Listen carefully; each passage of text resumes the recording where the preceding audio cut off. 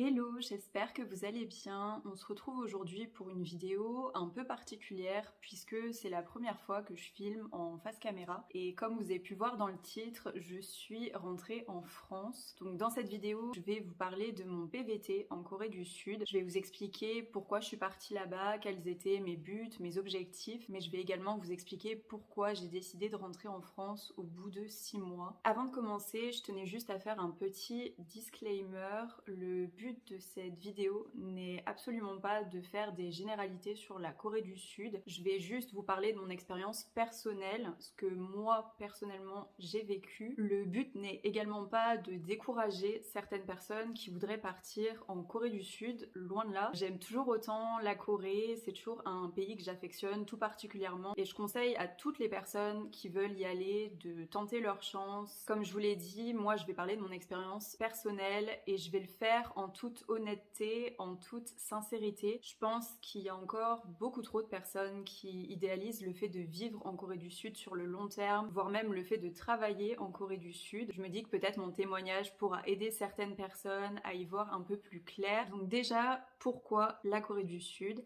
Donc faut savoir que c'était pas ma première fois en Corée, c'était ma 5e fois. Ça fait déjà un petit moment que j'aime la Corée du Sud. J'ai découvert la culture coréenne quand j'étais au lycée. Il me semble que ça remonte à 2013-2014, donc ça fait un petit moment déjà. Et comme beaucoup d'autres personnes, j'ai découvert la culture coréenne grâce à la K-pop et au K-drama. Faut savoir que moi, j'ai tout de suite adoré la langue coréenne. Depuis que je suis toute petite, j'aime beaucoup apprendre les langues étrangères. Et du coup, quand j'ai entendu le coréen pour la première fois, j'ai tout de suite adoré cette langue. Je trouvais les sonorités super belles et c'était totalement différent des autres langues que j'avais pu apprendre par le passé. Donc, je me suis mise à apprendre le coréen toute seule. Et après avoir passé mon bac, j'ai décidé de partir à Paris et de faire une licence de coréen. Du coup, c'est dans le cadre de cette licence que je suis partie pour la première fois en Corée du Sud, puisque j'ai fait ma L3 en échange universitaire à Séoul. Donc j'y suis restée du mois d'août 2016 à juin 2017. Et franchement, ça a été une expérience incroyable. J'ai rencontré plein de belles personnes et honnêtement, passer 10 mois en Corée, ça n'a fait qu'intensifier mon intérêt pour le pays, la langue, la culture. Ce qui fait qu'à mon retour en France, j'avais qu'une envie, c'était de retourner en Corée. Ce que j'ai fait par la suite, puisque j'y suis retournée pour des vacances, mais j'ai également fait 2 stages dans le cadre de mon master à Séoul. Et en fait, plus je retournais en Corée et plus j'avais envie d'y rester sur du long terme. Ce qui fait que petit à petit, j'ai commencé à réfléchir à comment est-ce que je pourrais rester en Corée sur plusieurs années. Je pense que c'est vraiment quand j'ai fait mes stages à Séoul que j'ai commencé à me dire pourquoi pas rester sur du long terme en Corée, pourquoi pas y travailler. Honnêtement, toutes les fois où je suis allée en Corée, je m'y sentais super bien, j'étais heureuse, épanouie. Donc pour moi, c'était un peu une évidence d'y aller et d'y rester plusieurs années. Du coup, après pas mal de temps à réfléchir à comment je pourrais atteindre mon objectif, je me suis dit que clairement le PVT c'était ma meilleure option. À la base, ce que je voulais faire, c'était terminer mes études, donc finir mon master et ensuite partir directement en PVT pour trouver un emploi dans une entreprise coréenne qui pourrait potentiellement me sponsoriser pour un visa E7. Mais il y a eu le Covid, ce qui fait que mes plans ont un peu été mis de côté pendant quelques temps. Donc maintenant que je vous ai expliqué un peu le pourquoi du comment, on va passer aux choses sérieuses et je vais vous expliquer comment mon PVT s'est passé. Comme vous pouvez vous en douter, tout n'a pas été tout rose puisque si j'ai décidé de rentrer au bout de 6 mois, c'est quand même parce qu'il y a des raisons. Alors déjà, il faut savoir que je suis pas partie toute seule en Corée. Je suis partie avec une de mes meilleures amies. Donc on est parties toutes les deux en août 2022. Elle allait en Corée pour passer ses congés d'été là-bas et moi du coup, je partais en PVT, ce qui fait qu'on a passé 3 semaines H24 ensemble, on a vécu notre meilleure vie, on faisait plein de choses, on a voyagé, on a été à Busan, on a été à Jeju, franchement c'était incroyable. Et clairement à ce moment-là, moi j'étais absolument pas en mode PVT, j'étais en mode vacances. Le PVT j'y pensais absolument pas, la recherche d'emploi on n'en parle même pas, ce qui fait que quand ma pote est rentrée en France, je vous avoue que ça a été un peu compliqué. Je me rappelle avoir emmené ramener ma meilleure amie à l'aéroport et me dire pourquoi est-ce que moi je pars pas. Je pourrais pas vous expliquer pourquoi, mais psychologiquement, j'étais prête à rentrer en France en même temps que ma pote. Et sur le coup, je me suis pas posé 36 000 questions. Je me suis dit, c'est certainement le stress, mais sincèrement, je pense que c'était un signe. Je venais de passer 2 ans en France avant de pouvoir retourner en Corée, et les 2 ans que j'ai passés en France, je les ai passés chez mes parents. Donc, j'ai passé énormément de temps avec ma famille, avec mes amis, et du jour au lendemain, de me retrouver à l'autre bout du monde, seule, ça a été super difficile à gérer. En plus de ça, il faut savoir que je me sentais plus du tout comme avant en Corée. Je pense que la Corée a beaucoup changé ces dernières années, mais je pense aussi que moi, personnellement, j'ai énormément changé, j'ai énormément évolué, ce qui fait que quand je me suis retrouvée seule à Séoul, je me sentais pas à ma place. Quand j'étais avec ma pote et qu'on faisait que bouger tous les jours et tout, je le ressentais pas. Mais quand je me suis retrouvée seule, je me suis rendu compte que je me sentais plus à l'aise. Je pourrais pas vous expliquer pourquoi, mais c'était vraiment un sentiment étrange. J'avais pas l'impression d'être à ma place en fait. Et du coup, ce sentiment-là, plus la solitude, plus le fait que mes parents, ma famille, mes amis me manquaient, psychologiquement, ça a été très compliqué. En plus de tout ce dont je vous ai parlé jusqu'à présent, le stress est également venu se rajouter à tout ça à cause de la recherche d'emploi. Donc je vais pas détailler ma recherche d'emploi en Corée dans cette vidéo parce que je pense que la vidéo serait beaucoup trop longue. Si c'est un sujet qui vous intéresse, n'hésitez pas à me le dire en commentaire et je vous ferai une vidéo à ce sujet. Si jamais vous voulez avoir des infos sur comment se passe par exemple le processus de recrutement, comment se passent les entretiens en Corée, si vous voulez savoir comment moi personnellement j'ai trouvé un emploi, quels sont les sites internet, les applications que j'ai utilisées pour postuler, n'hésitez pas à tout me dire en commentaire et je vous ferai une vidéo à ce sujet avec plaisir. Mais là vraiment je vais pas détailler la recherche d'emploi. Donc il faut savoir que moi j'ai été en recherche d'emploi en Corée pendant 2 mois et ça a été 2 mois très stressant. Dans tous les cas, peu importe où on se trouve, que ce soit à l'étranger ou dans notre pays d'origine, chercher un job, c'est compliqué, moralement parlant. C'est beaucoup de remises en question, c'est beaucoup d'attentes, beaucoup de frustration. Donc ça a clairement pas été facile. Mais même si ça a été difficile, j'ai persévéré. Et pour être tout à fait honnête, j'étais persuadée que dès que j'aurais trouvé un emploi, la situation globale s'arrangerait. Sincèrement, je me disais, si je trouve un taf, je me sentirais moins seule parce que je verrais du monde, je ferais quelque chose de mes journées, donc je me sentirais plus épanouie, plus productive, j'aurais un salaire qui rentrerait tous les mois, donc financièrement je me sentirais plus à l'aise. Donc au bout de 2 mois de recherche d'emploi, j'ai finalement trouvé du travail dans une entreprise coréenne. Je vais pas donner le nom de l'entreprise, mais c'était une entreprise qui était spécialisée dans tout ce qui est informatique, logiciel de montage vidéo. Et comme vous pouvez vous en douter, si j'ai décidé de rentrer en France au bout de 6 mois, c'est que clairement ça n'a absolument rien changé à la situation, du moins ça n'a pas amélioré la situation, bien au contraire. Donc comme je vous l'ai dit un peu plus tôt dans la vidéo, moi j'ai fait 2 stages à Séoul, donc c'était des stages relativement courts puisque c'était des stages de 3 mois, mais on va dire que ça m'avait quand même déjà donné un aperçu de ce qu'était le monde du travail en Corée. Maintenant, avec le recul, je me rends compte qu'être stagiaire dans une entreprise et être employé à temps plein, c'est 2 choses totalement différentes. Surtout que moi, mes stages, je les ai effectués dans des agences de voyage, donc des structures qui sont quand même assez multiculturelles, très tournées vers l'international, alors que l'emploi que j'ai trouvé durant mon PVT, c'était vraiment dans une entreprise purement coréenne. J'étais la seule employée étrangère. Après, je me plains absolument pas par rapport à ça, puisque c'était ce que je voulais.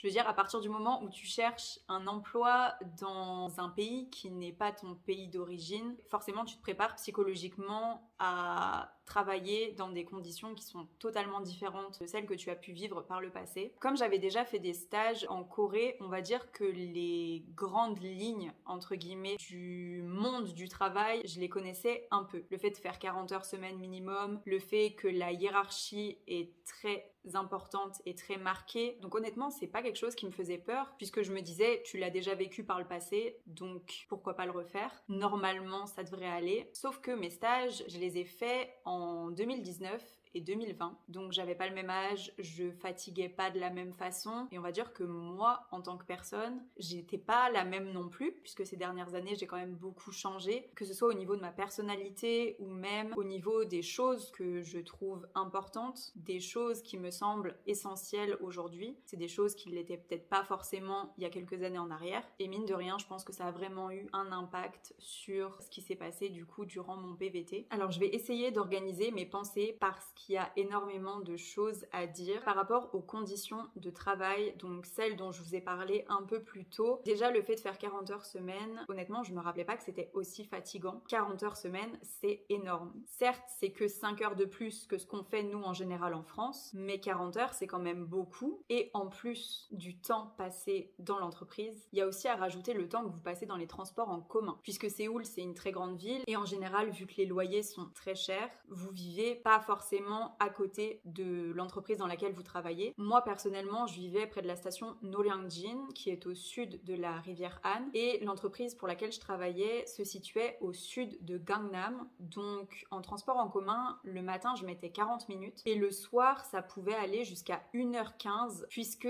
je devais prendre 2 lignes de métro différentes et un bus. En parlant de métro, je pense qu'il est important de parler du fait de prendre les transports en commun à Séoul aux heures de pointe. C'est insupportable. Alors, les transports en commun à Séoul, ils sont top. Rien à dire à ce niveau-là, c'est super propre. Le métro, il est jamais en retard, ou alors s'il l'est, c'est vraiment très très rare. Et de manière générale, c'est très bien organisé. Par contre, à partir du moment où vous prenez le métro aux heures de pointe, c'est une catastrophe. C'est la jungle. Vous allez me dire t'abuses, mais je vous assure que pas du tout. Si vous prenez les transports en commun à Séoul aux heures de pointe, et surtout si vous prenez les lignes en direction de Gangnam, c'est juste insupportable parce que les gens ils poussent pour entrer dans le métro, parce que le métro il est tellement bondé de monde que les gens sont collés aux portes. Et moi clairement j'ai failli faire plusieurs malaises, parfois en allant au taf, parce qu'il faisait chaud, parce que c'était bondé de monde. Donc dès le matin en fait, t'es pas dans un bon mood. Les journées étaient très très longues et très fatigantes. Et moi, clairement, à la fin de la semaine, j'étais HS. Je n'en pouvais plus. Et en plus de ça, j'avais l'impression de passer ma vie au taf. Qu'on se le dise, j'avais clairement l'impression de plus avoir de vie. Je rentrais chez moi le soir, j'étais fatiguée, j'avais envie de rien faire. Je voyais même pas mes potes en semaine, c'était même pas la peine, puisque j'avais pas l'énergie pour. Et je profitais même plus, en fait, d'être en Corée. Enfin, je profitais le week-end, mais le week-end, c'est super court. Et en plus, comme j'étais fatiguée, je profitais, mais sans vraiment profiter à fond.